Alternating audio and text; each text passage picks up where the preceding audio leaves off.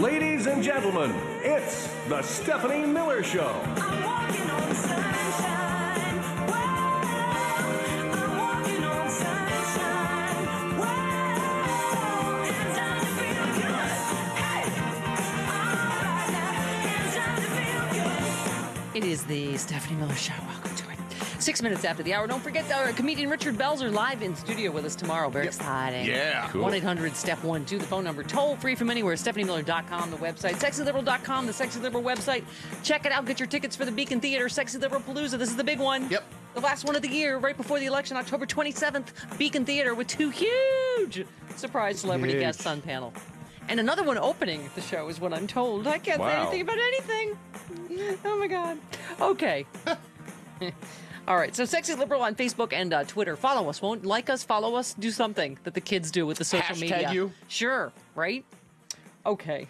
Is that when you smear meat products on somebody? No, that is not. Speaking of things the kids like Tina Dupuy. They always who's have. the editor-in-chief of... Sorry, what? Why does every man I know make that sound when you say Tina Dupuy? Okay, Sorry, she is the editor-in-chief right. of thecontributor.com. Good morning, Tina. Oh, my God. Good morning, Stephanie. Sorry, I can't control them. They're like bears. I don't...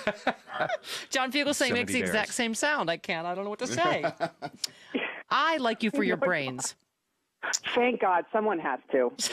So let's talk about the state of the race today, the election. Obviously, I'm, as all political geeks, it's debate week. Tomorrow night, of course, the big town hall format. What are you anticipating? Well, I'm hoping that Obama actually challenges some of the stuff that comes out of Romney's mouth. I mean, like every other, liberal-leaning, I voted for Obama type of person out there, it's like, okay, when he says the exact opposite of everything he's been saying for the last 2 years, maybe it's time not to be above the fray, as it were, and it's time to call him out. It was so easy 4 years ago. Right, time to get your face right up in the fray, I would say. There you go. Yeah. Yes. 4 years ago, he was running. Obama was running against a man whose hair was on fire, who was suspending his campaign and getting Sarah Palin on the ticket. Just acting erratically, and so it was really easy for him to play no drama Obama. Right.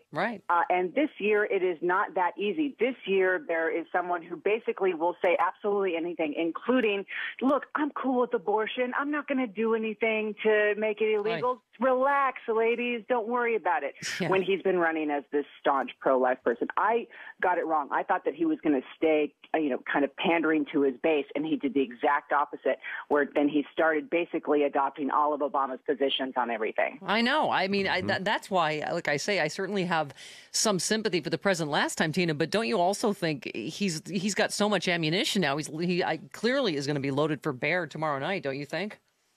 If he did if he does a Joe Biden impersonation, I would be more than happy. I mean, We all would, yeah. Yeah, that was so satisfying.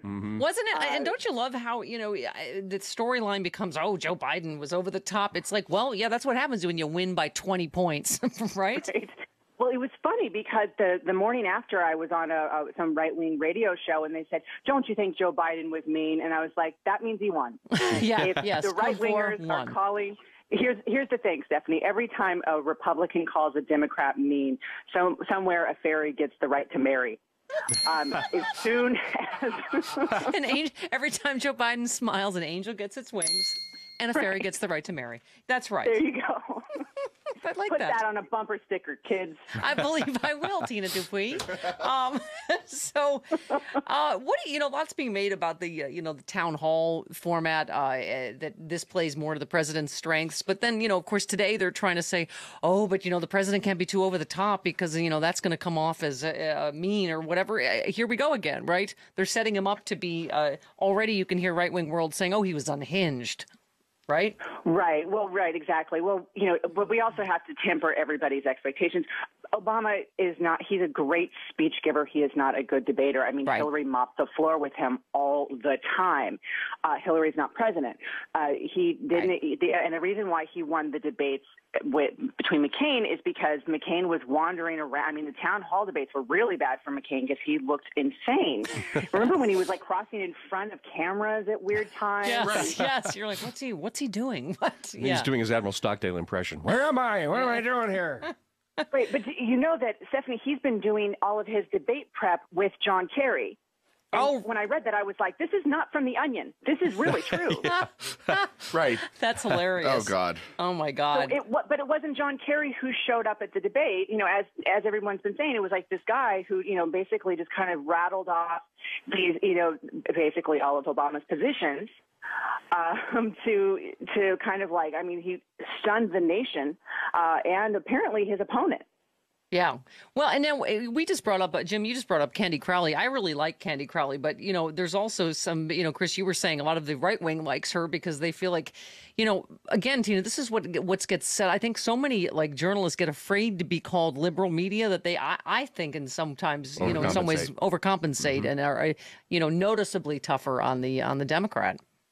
I absolutely agree. That's why that dig is continuing to be around because it serves them well.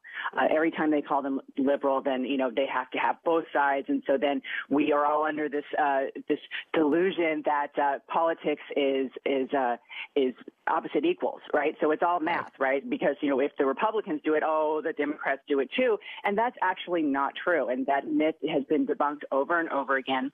And the best thing that the Republicans come up with is blaming the left wing for something that they do. A great example of this is one of the better lines that Paul Ryan got out. He said, you know, oh, if you don't have a record to run on, then you have to make everyone afraid to run away from your opponent, right? And I was like, wait a second, Mr. Gloom and Doom, you know, everything's going to melt if you vote for the other guy who has been in the Congress for 12 years and only authored 2 pieces of legislation. One was renaming a post office, something, by the way, already had a name. Yeah. Right, exactly. He renamed it. Yeah, that was important. That was his. Right, that's his biggest legislative accomplishment, and he's now saying what? Yep. So, well, but that's their really good trick. And Tina, that's the other thing that just drives me crazy. I've been talking about this all morning because David Gregory sticks in my craw till at least Tuesday mornings most weeks. He opens Meet the Press with some say Joe Biden was over the top, and you know what I mean. It's like, and I love at least Mayor. I keep forgetting his name of Atlanta said, well, Mayor Reed's like, well, he crushed him. He crushed Paul Ryan in the debate. How come that's not the storyline? The storyline is, oh, you know, was Joe Biden, did he laugh too much? It's like, or was he suffering from dementia, as one guy on Fox News said? Yeah.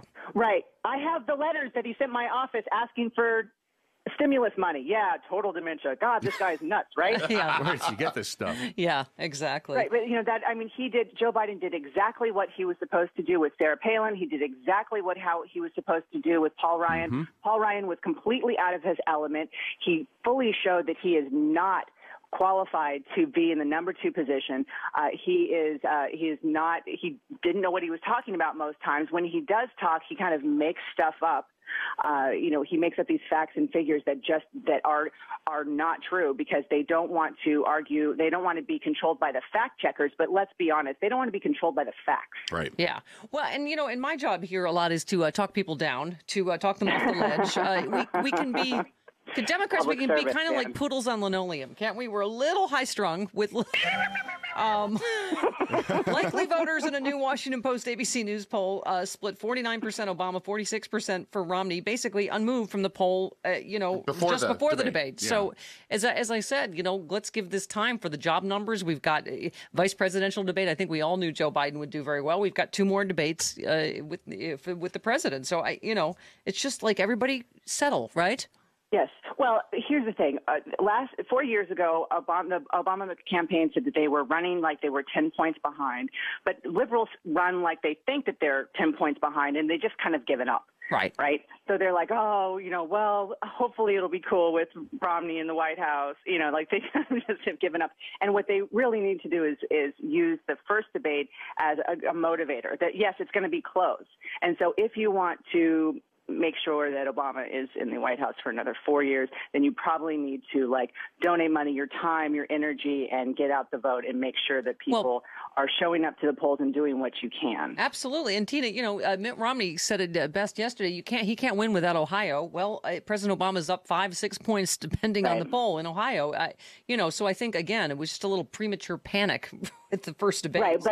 but if panic can be honed and used in a productive way, then fantastic. Everybody panic, get out on the streets and do something. Yes, fear. Drive people to the polls. Do whatever you. Right, exactly. Fear does have a way of focusing the attention. You're absolutely right. Let's hope so. I hope so. Hone it. Use it, people. Hone it. Use it. Be afraid. Be very afraid. Tina Dupuy, editor-in-chief of thecontributor.com. Always a pleasure. Thank you. Thank you, Stephanie. All right. Thanks, Tina. There she goes. Great. That was Tina Dupuy. Yeah. She's a hottie.